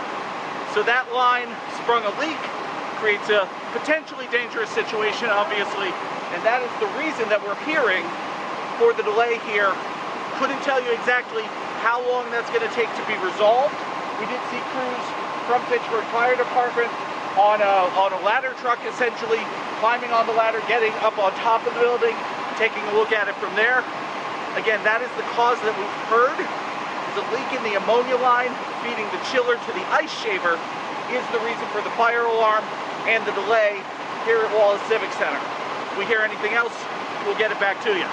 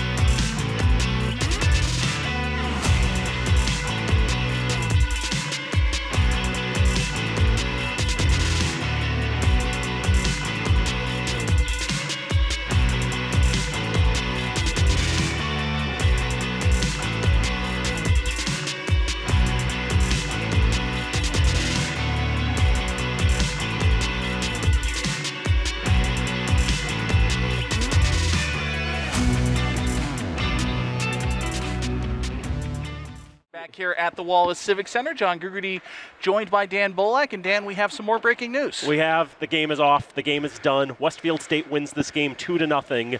Ultimately, the leak is, it's a health and safety thing, and they're not comfortable with finishing this game. And so for preventative safety measures, the decision has been made by Fitchburg Police to shut the building down. And so therefore, with the game unable to continue at this point, and really with the stakes, as we talked about coming into today, being what they are, there's not really a point in finish. There's really not a point in having Westfield come back the next day or something to finish 2 minutes of hockey. So at this point, just call it good. Westfield State will take the victory, and they'll finish the regular season tied with Fitchburg State for second in the MASCAC. However, Fitchburg will have the number 2 seed because they have 10 MASCAC victories, while Westfield has 9 MASCAC victories.